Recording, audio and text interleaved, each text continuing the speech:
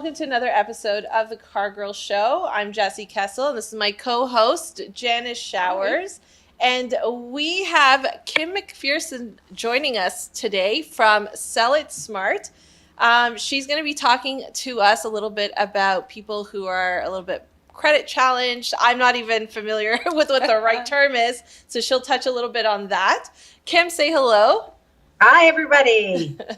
So happy to be on the show. Thanks for having me. Welcome. Thank you so much for being with us today. Great to talk to another woman in the car biz. Yeah. So speaking about that, Kim, why don't you tell us and our audience a little bit more about you, how you got started, how long you've been in the industry, and what it is that you do today. Sure. I started in 1996 selling cars at a Toyota dealership, really because one of the sales managers I made an application for the job, and one of the sales managers was a little bit put off. I was a girl. There you go. So I made it my mission to get a job selling vehicles in a time when there were no selling vehicles.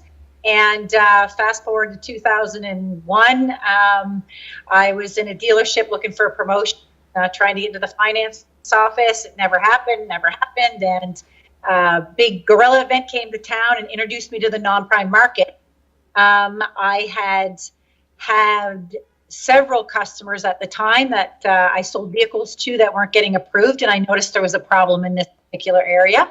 At that time, non-prime would have been around 10 or 15% of the market. Today, bad credit is 25% of the market, and 40% of customers today that are going into dealerships are getting their actual finance done through non-prime or less than perfect credit lenders.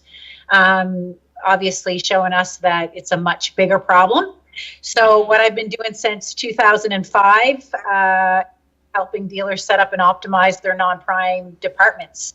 And currently right now I'm in a franchise dealership in Newfoundland, and I'm going to start a session here with the sales team to talk about how to better qualify and identify their customers so that they can determine early on in the sales process if their customers have any challenges around credit or financing or questions.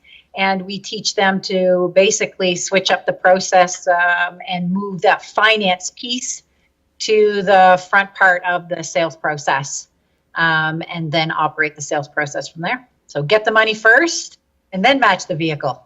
Makes sense. Yeah. Which is very different from the usual sales process that's ingrained into salespeople, right? Well, there's a lot of work that goes into selling a car, all those steps. Hate to get that low into the sales process and then find out we're on the wrong vehicle, we've got the wrong terms. That's right. Essentially what's happening in a lot of franchise dealers in particular today is that customers are coming into the dealerships, they're purchasing vehicles the traditional way.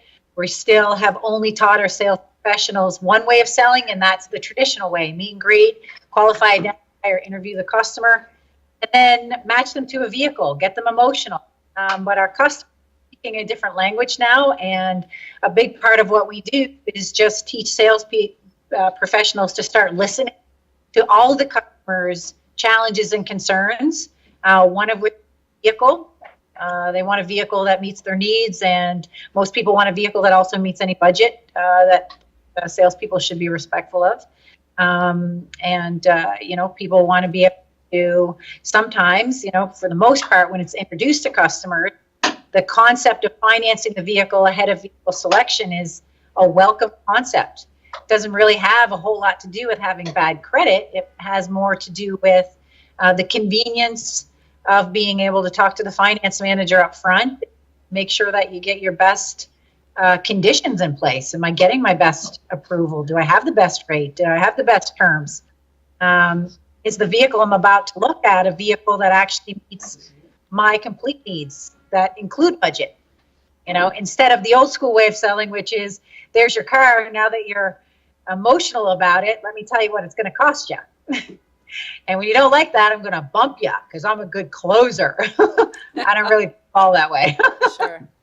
Yeah. Find out what your customer wants and service their need. It's pretty simple. Listen. Yeah. And speaking, I'm heavy into marketing and advertising, as you know. What about handling the leads that come in and how to handle those leads instead of just walking customers coming in and following a certain process. How do you handle the leads that are coming in that might be facing the same challenges, right? A big part of this equation that I'm constantly teaching to sales professionals, this listening piece that they have to listen for, and the customer is challenged by their credit concerns around that. That can come in a couple of forms. Most customers that have bad credit simply say, "I'm not sure if I get approved."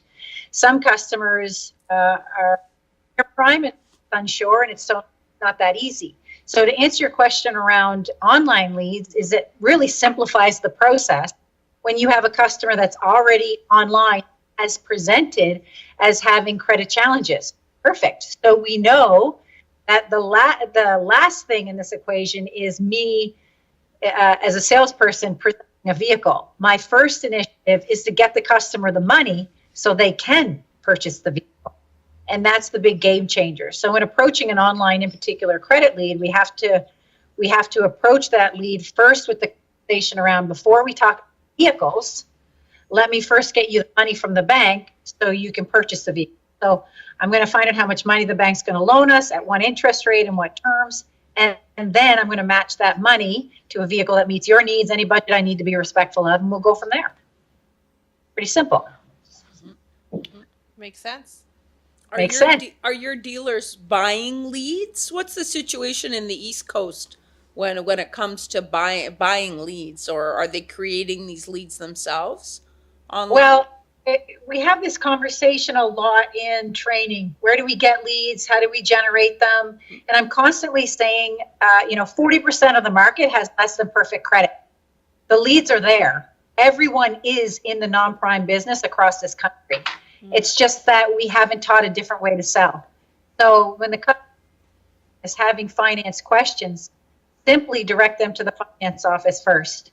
It's a real simple answer. Now, marketing be highly effective if, as a dealership, we get together and say, this will be our message to our it doesn't matter, East Coast, West Coast, Ontario. It's the same as across the country. Customers are customers, business is business, sales is sales.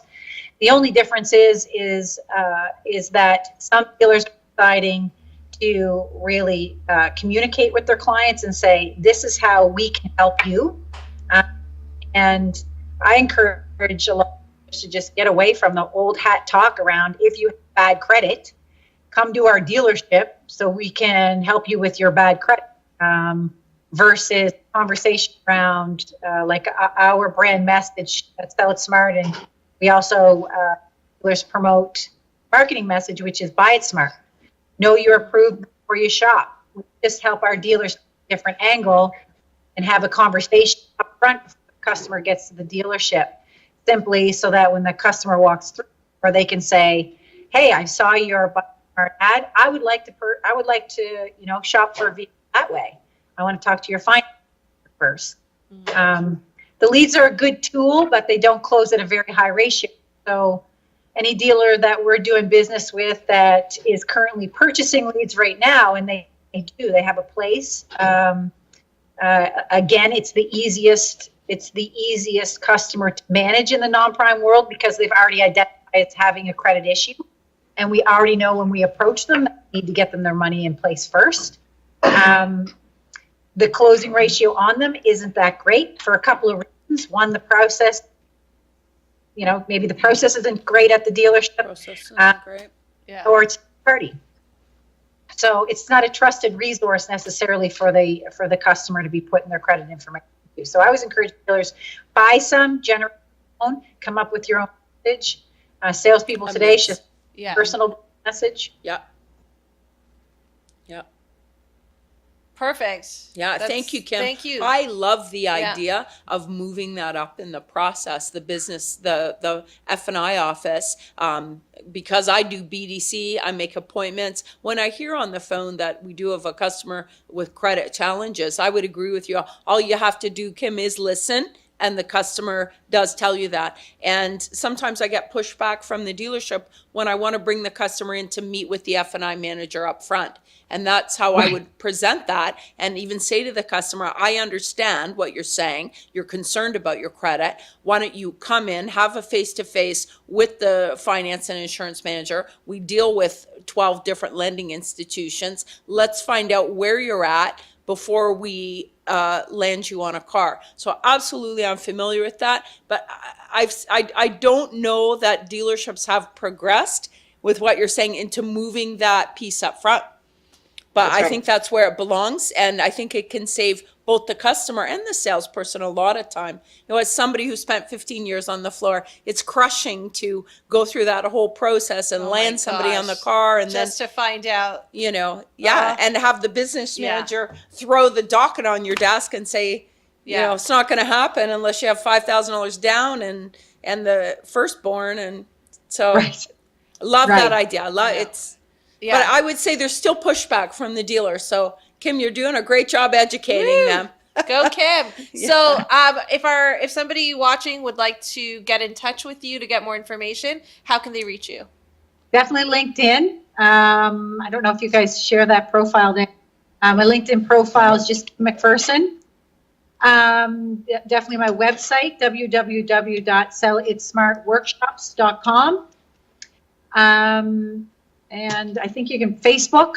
Awesome. Just look up Kim. We'll have her information on the screen. We'll get we'll have a subtitle there with a link to your website. Perfect. Yeah. Thank you so much for being on our show and participating, offering some value.